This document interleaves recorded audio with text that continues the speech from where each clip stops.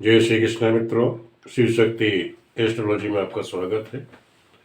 आज मैं आपको वैसे पलभा के बारे में आपको समझा ही दिया था, लेकिन आप लोगों ने जैसा कहा कि पलभा की सूक्ष्म जानकारी देना, तो वो सूक्ष्म जानकारी मैं आपको दे रहा हूँ जिससे आप लोगों को कोई दिक्कत परेशानी ना है। तो पहले तो समझ लो कि जो पलभा है इसी को अक्षभा भी कहते हैं, विश्वती भी इसी को ही कहते हैं। भ्रम में मत रखिए किसी ने कोई नाम ले लिया तो आप लोग डाउट में हो जाए।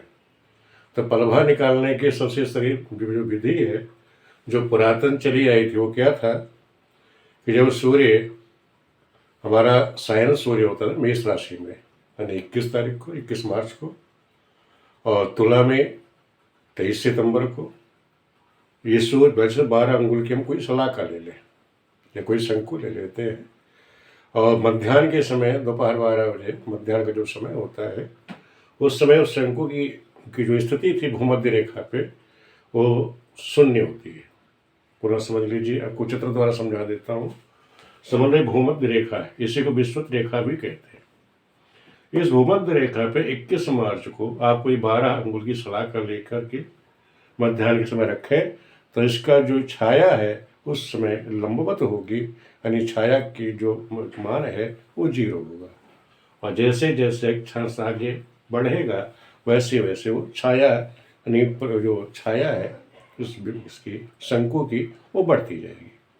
इसी को हमें समझना, यही गणना करनी है कि भाई जैसे जैसे हम ऊपर जाए नीचे जाते हैं, कर्क की तरफ जाए या मकर रेखा की तरफ में, तो शंकु की जो स्थिति है वो छाया है बढ़ती घटती, इसी को कहते हैं पलवा। पलवा मतलब छाया। पूरा समझ लीजिए। एक विधि तो ये थी, लेकिन ये विधि आजकल प्रयोग में नहीं ली जाती। दूसरी विधि है अक्षांश के द्वारा, कि हम जहाँ भी जिस स्थान पर बैठे हैं वहाँ का अक्षांश क्या है उसकी गणना की जाती है। उसका क्या होता है कि टेंजेंट, मान लो ये शंकु है, ये भूमध्य रेखा है, कोई उसकी टेंजेंट त्रिकोणमिति आप लोगों ने पढ़ी होगी कि लंब बटे आधार, यानी जो लंब है उसका आधार पर परछाया क्या जा रही है उसका मान निकालते हैं। तो टेंजेंट जो मान है उसको हमें निकालना है, यानी छाया भूमध्य रेखा पर मध्याह्न में बता दिया आप लोगों को 0 होती है।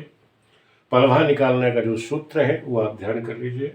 पलभा बराबर होता है अक्षांश की स्पर्श जया। स्पर्श जया, ये टेंजेंट को स्पर्श जया बोलते हैं हिंदी में, गुणे 12। इसको आप 12 अंगुल जो भी आपकी सलाखा का मान है उससे आप गुणा कर दीजिएगा। अक्षांश, मैंने एक उदाहरण लिया है झांसी का। झांसी का जो अक्षांश है वो 25-27 है, 25-27 कला। तो 25-27 कला को आप क्या करेंगे 12 से गुणा कर दीजिए। तो इससे हमने 12 से गुणा किया, तो पहले ध्यान रखना 25 अंश का ये जो मान है, टेंजेंट जो मान है वो क्या होगा, वो मैं आपको बता देता हूँ। 25 डिग्री जो टेंजेंट मान है वो 0.4630 गुणे 12, तो ये 25 डिग्री का है। तो कहाँ से है ये आप एक पुस्तक ले लीजिएगा। आप लोगों ने बार बार कहा है, आप लोगों कमेंट के बाद भी, कि भाई जब हथियार है आप लड़ने चल रहे हैं तो हथियार अच्छा होना चाहिए, इसीलिए आपके पास पुस्तक भी अच्छी होनी चाहिए। तो इसके मान को निकालने के लिए फिर पुस्तक का नाम बता देता हूँ आपको, आधुनिक ज्योतिष। इसके जो राइटर है रघुनंदन गौड़ है। तो इसमें आप देखना टेंजेंट इस तरह से ये पुस्तक होगी, और इस पुस्तक में ये सारणियाँ बनी है 0 से लेकर के 38 तक। तो अक्षांश इस तरह लिखा होगा, टेंजेंट की वैल्यू लिखी होगी, यानी 0 की क्या है, 8 की क्या है, 20 की क्या है, 21 की क्या है, 25 की वैल्यू है, यहाँ सब सामने लिख रखी है। तो इससे आप टेंजेंट वैल्यू नोट कर लेंगे। ये पुस्तक हो गई। और दूसरा मैंने जैसे 25 डिग्री का वैल्यू आपको बताया कि 0.46630, इसको आप 12 से गुणा कर दीजिए। तो हमने इसको 12 से गुणा किया। आप कैलकुलेट भी कर सकते, कैलकुलेटर आपके पास है, उससे आप गुणा करेंगे तो आपके पास आ जाएगा 5.5956। तो इसमें जो पॉइंट से पहले जो संख्या है पूर्ण संख्या, इसको कहते हैं अंगुल। तो ये 12 अंगुल आपके निकल आएंगे। बाकी जो शेष बचा, 5 निकलने के बाद क्या बचा आपके पास 5956, ये जो शेष बचा इसको आप क्या करेंगे, 60 से गुणा कर देंगे। 60 से गुणा क्यों करोगे, क्योंकि मैं एक सूत्र आप समझ लीजिए इसका पलभा निकालने के लिए कि एक पलभा में 60 बयांगुल होते हैं और एक बयांगुल में 60 प्रति बयांगुल होते हैं। इस सूत्र को आप लोग याद कर लीजिए उसी का मान निकालने के लिए। तो जो आपका शेष बचा है यहाँ पे 5 के बाद 5956 को 60 से आप गुणा कर दीजिए, इससे आपका बयांगुल निकल आएगा। जब आपने 60 से इसको गुणा किया तो इसका मान आ गया 35.736। तो ये जो 35 है, ये 35 आपके हो गए बयांगुल के, 35 आपका बयांगुल हो गया। शेष बचा आपका 0.736, इसको फिर पुनः आप 60 से गुणा कर दीजिए, यानी 0.736 जो आपका शेष रह गया उसको पुनः 60 से आप गुणा कर देंगे तो आपका प्रति बयांगुल निकल आएगा। इसको जब आप गुणा कैलकुलेट करिए, गुणा करने पर आपका आएगा 44.16। तो इसमें जो 44 है ये आपका प्रति बयांगुल निकल आया। कहने मतलब ये है कि पलभा यानी 25 डिग्री की जो पलभा, केवल 25 डिग्री की पलभा आपकी कितनी निकल गई है, 5 अंगुल 35 बयांगुल 44 प्रति बयांगुल आपकी निकल के आ गई। अब हमको क्या निकालना, इसकी करनी है सूक्ष्म गणना। सूक्ष्म गणना क्या मतलब कि ये तो आपका केवल 25 डिग्री का मान है और हमें 27 जो ये कला है, 27 कला का भी हमको मान निकालना है। अब सूक्ष्म मान निकालने के लिए आप क्या करोगे, आप लोगों ने अगर इसको नोट कर लिया है तो मैं इसको खो देता हूँ, क्योंकि सूक्ष्म गणना के लिए जगह चाहिए, तो इसको मैं खो देता हूँ, फिर मैं आपको समझाता हूँ। अब सूक्ष्म गणना के लिए क्योंकि स्थान की आवश्यकता थी, अब इसके आगे की मैं आपको सूक्ष्म गणना बताता हूँ। तो सूक्ष्म गणना के लिए ये था कि पहले हमें देखना है 26 अंश। यहाँ आप लिख लीजिए 26 अंश, 26 अंश की पलभा, 26 अंश की पलभा वो है 55110, 55110। ये जो आपकी पुस्तक है उस पुस्तक में आप फिर पुनः देख लीजिएगा तो 26 अंश के सामने 55110 यानी 5 अंगुल 51 ये बयांगुल और 10 प्रति बयांगुल ये मान लिखा हुआ है। हमने 25 का देखना है, 25 अंश, 25 अंश जो अक्षांश की पलभा वो है जो हमने भी निकाली है 5 35 44। कितना निकाला हमने, 5 35 44 ये हमने निकाला। इसको हम माइनस कर देते हैं, यानी 26 में से इसको हमने माइनस कर दिया तो पलभा का अंतर आ जाएगा। पलभा का अंतर यहाँ से उदाहरण हो जाएगा 60 और 10 ये 70, 70 में से 44 गया तो 6 और 7 में से 4 गया 3, 36 और 50 में 35 गए 15। कहने मतलब ये है जो पलभा का अंतर आया एक अंश, ध्यान रखो एक अंश यानी एक अक्षांश, एक अक्षांश यानी 60 कला, इसे आप कह सकते हैं 60 कला, 60 कला एक अक्षांश 60 कला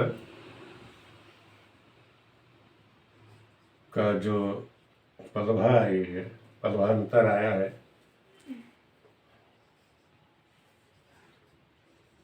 पलभा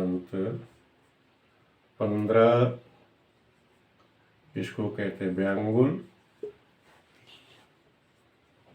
और 36 प्रति बयांगुल। ये आप नोट कर लीजिएगा, प्रति बयांगुल ये आपका मान आ गया। तो हमें निकालना है इसे 60 कला का हो गया उसको। इसको हम चाहें तो प्रतिव्यांगुल भी बना सकते हैं, यानी एक अंश, इसे अंश भी कहते हैं, अक्षांश भी कह दो, एक ही बात है, बराबर इसे आप कर लीजिएगा 15 गुणे 60 प्लस 36, तो 15 छक्का 90 यानी 900 प्लस 30 यानी 930। 15 छक्का 90 और 30 नहीं 36 है, 936 प्रति व्यांगुल। तो आपने देखा यानी एक अंश यानी 60 कला,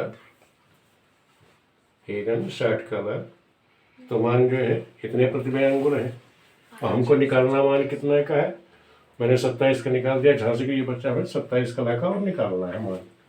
तो 27 कला का मान निकालने के लिए 27 कला का मान क्या, 27 कला का मान क्या होगा, इसे आप करिए 936 गुणे 27 बटे 60, ये आप कर दीजिए, क्योंकि 60 कला का मान निकालना, 60 से उसको भाग कर दीजिए।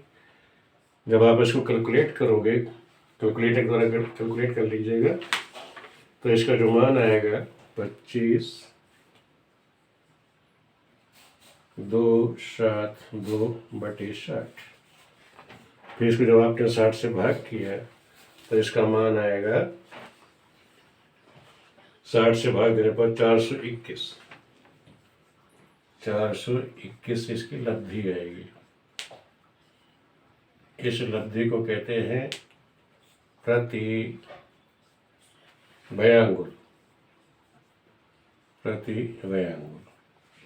जो आपका प्रति व्यांगुल आएगा उसको पुनः आप 60 से भाग कर दीजिए, इसको पुनः 60 से आप भाग करेंगे तो आपके अंगुल वो व्यांगुल निकल के आ जाएगा। इसको 60 से भाग करने पर आपका व्यांगुल निकल आएगा, व्यांगुल का मान आ जाएगा। तो आपने 621 है, 60 से आपने भाग गया तो 6 सत्ते 42, 7 बार जाएगा, ये आ गया 7 व्यांगुल, जो लब्धि है ये 7 व्यांगुल हो जाएगा। 7 गुणे 60 तो 6 सत्ते 42, 420 हो गया, बचा यहाँ 1, तो 1 क्या बचा, 1 प्रति व्यांगुल बचा, 1 प्रति, ये आपका व्यांगुल बचा। तो ये मान हमारा निकल के 27 अंश का कितना मान निकल कर आएगा, 7 व्यांगुल 1 प्रति व्यांगुल। अब हमने कहा था कि झांसी का जो है स्थान हमने लिया था झांसी, उदाहरण हमने लिया है झांसी का, कि झांसी का जो है 25-27 है, तो झांसी का यानी 25 डिग्री की जो पलभा है, 25 डिग्री की पलभा मैंने आपको निकाल के बताई थी कि 5 35 44 आया था, 5 35 44 आया, और ये 27 कला का आपका भी मान आ गया, 27 कला, ये डिग्री, ये कला, कला की 27 कला की पलभा, पलभा का मान कितना है आपको 7 और 1 यानी 7 व्यांगुल 1 प्रति व्यांगुल, इसको जोड़ दीजिए, तो 44 1 45, 35 7 42, 5 का 5, यानी ये तो 5 हो गए अंगुल, 42 व्यांगुल और 45 प्रति व्यांगुल, प्रति व्यांगुल। अब आपने देख लिया कि हमने झांसी की जो हमने पलभा निकाली 25 डिग्री 27 की, उसका 25 27 का मान कितना होगा, 25 27 का मान होगा 5 अंगुल, 42 अंगुल और 45 अंगुल, ये इसका मान होगा। ठीक है, तो इस तरह से आप लिख सकते हैं कि झांसी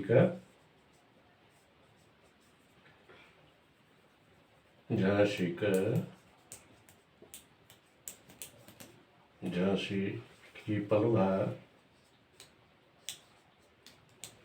25 डिग्री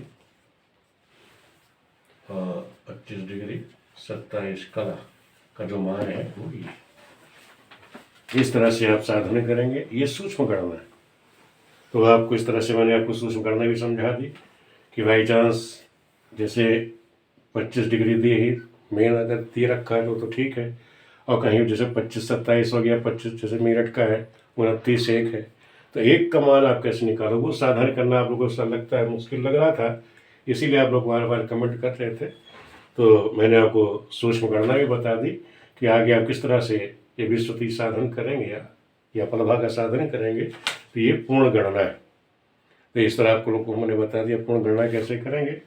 तो मुझे लगता है कि आप लोगों को किसी तरह की शंका होगी, आप लोगों को अब भी कुछ नहीं समझ में नहीं आया है तो आप कमेंट करके पूछ लीजिएगा। इस तरह से दोनों विधियाँ विश्व रेखा का साधन करने का, तो ये शंकु वाला आजकल ये विधि नहीं चल रही है, सीधे आप अक्षांश में से करिए, सूत्र पलभा का ही है, अक्षांश की जो भी जया है, टेंजेंट जया है, स्पर्श उसको स्पर्श जया बोलते हैं, उसी से आप 12 से गुणा कर दीजिए, जो उसका मान है टेंजेंट जो वैल्यू है हर डिग्री अलग अलग दे रखी सारणी में, उसके द्वारा आप उसको गुणा कर दीजिएगा, और जो भी मान आता है वो अंगुल में आएगा। उस अंगुल को जो अगर डिग्री में आगे भी है अंश में, तो पहले अंतर करिएगा, जो भी अक्षांश आपके हैं दोनों अक्षांशों का अंतर कर लीजिए, तो उसमें एक अंश का 60 कला का आपका मान आ जाएगा, कितना अंतर है। उस अंतर को जितना आपका मान है, जिस तरह भी साधन करना बताया इस तरह से आप साधन कर लीजिए, उसमें जोड़ दीजिए। ये आपकी सूक्ष्म गणना है, यानी झांसी के ये सूक्ष्म गणना हो गई। लोग क्या करते हैं, केवल यही 25 अंश तक निकाल करके यही छोड़ देते हैं, लेकिन नहीं, अगर आपको सूक्ष्म गणना करनी है तो ये भी चीज़ आपको आनी चाहिए। वीडियो आप लोगों को कैसी लगी, वीडियो देखने के लिए आप सभी लोगों का बहुत बहुत धन्यवाद।